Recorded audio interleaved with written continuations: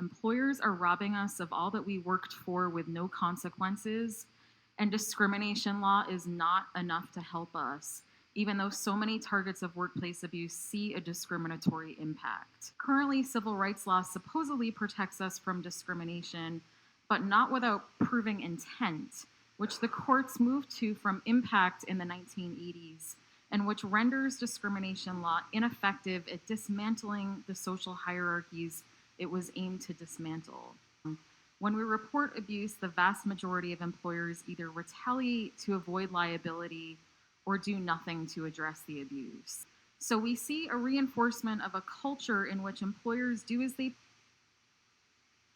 please to keep themselves in power with little to no consequences.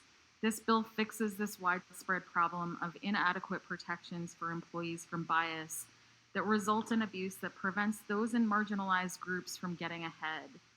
We focus on mistreatment and impact rather than intent to change the system that's keeping the glass ceiling sturdily in place and preventing the broken rung to get ahead from getting fixed. That leaves only one group with the power to make change around this issue that affects people's physical and mental health, careers, bank accounts, personal relationships, and even whether they live or die. That group is you. I taught reading, writing, math, science. I ran the 5th grade. I ran the science department.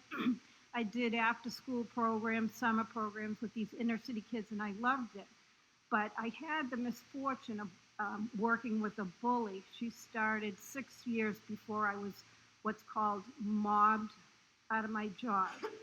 I had never heard of workplace mobbing before, but it's a well-studied phenomena that's illegal in most Western nations except the United States. Workplace mobbing is a form of group psychological abuse.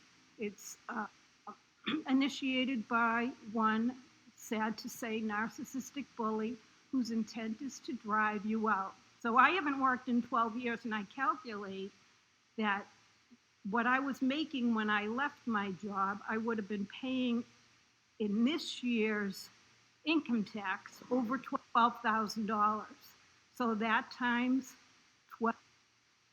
12 years is a lot of money that would have gone back into our economy. But sadly, I chose to leave my career because I needed to heal, and my husband wanted me to be healed for my kids. It's illegal to sexually harass someone on the job. It's illegal to discriminate on the job, and it should be illegal to bully on the job. I want to see employers held accountable for psychologically toxic work environments. In 2018, I walked away from my job without another lined up, which beautifully displays the desperateness I felt. 9 months before, I made the mistake of reporting the mentally provocative behavior of a workplace bully to HR. I was told that the situation would be addressed, that there was a complaint process and an investigation would unfold. I was comforted by that. That was the second mistake I made. I believed them. Nothing was ever done to alter my work environment with the exception of making it worse. The bully's behavior escalated. Months went by in silence. It became a she said, and then the tables were turned against me. All the while, my health declined in sync. The perpetrators were sitting in an administrative office building on a college campus cashing six-figure paychecks. It never crossed my mind once that the protocol they put forth was fraudulent, nor did I ever suspect they would conspire against me. Perhaps if they were sitting behind bars, I would have been better able to discern. Because I reported the abusive behavior, I was the one my employer perceived to be a threat of liability, not the bully. So they purged me from the payroll, cruelly and inhumanely. When I snapped and went out the door, so did my employer's threat of liability. My humanity was ignored, and I was deprived my basic human rights to equality, respect, dignity, and fair process to scratch the surface.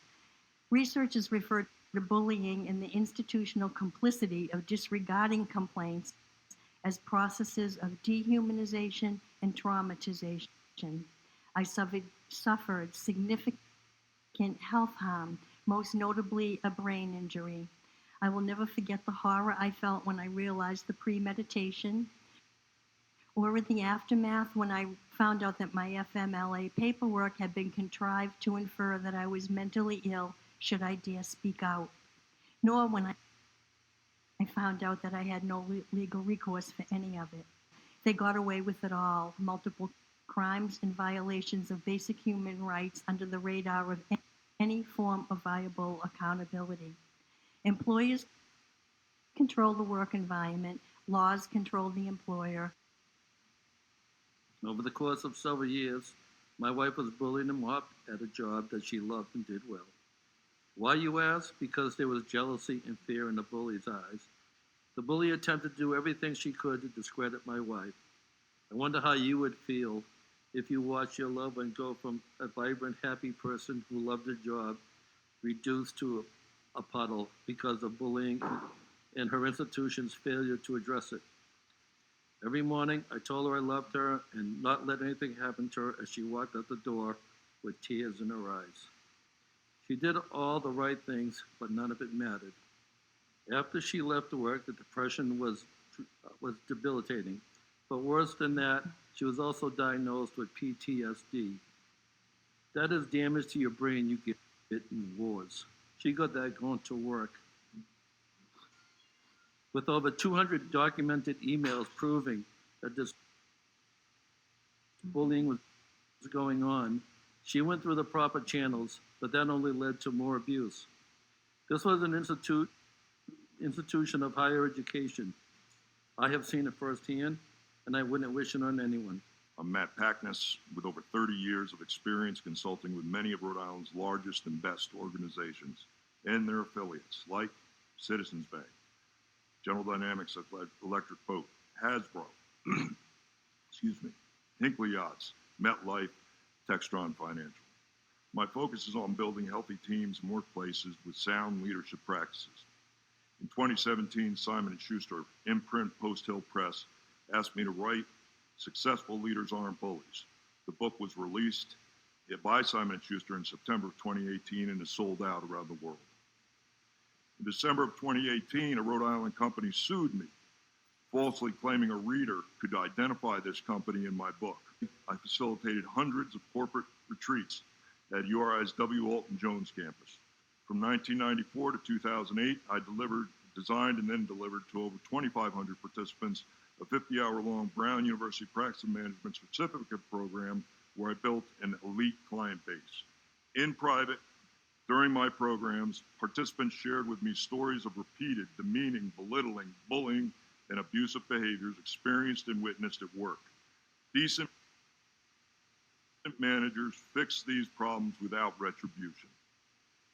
When bullying is reported in toxic organizations, the reporter experiences retaliation, is abused, and often terminated for fabricated errors, false claims of underperformance, or for no cause.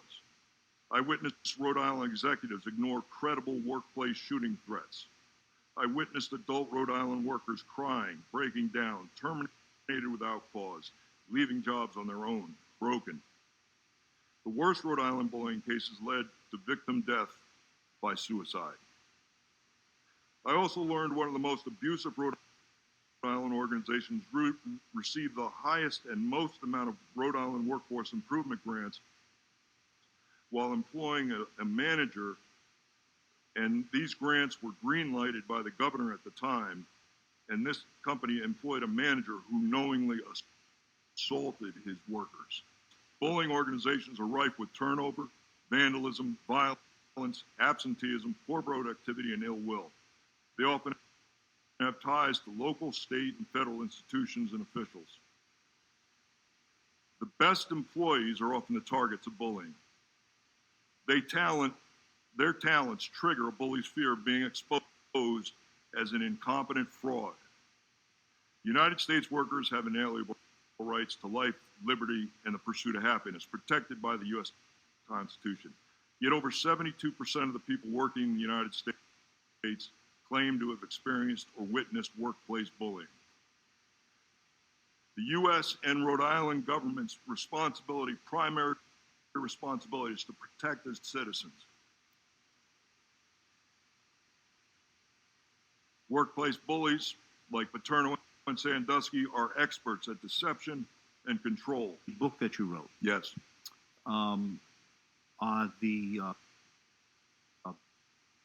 the events that you spoke about today spelled out in detail in your book?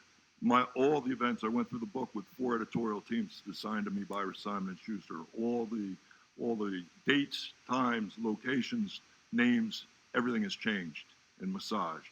No one can identify. If anyone read my book, they would have no idea who was identifying. Apparently, this company either identified with the perpetrators, which a lot of my friends who read the book and had been abused, but the book wasn't about them, identified with victims, and they assumed it was me, or I think more likely they were just vindictive.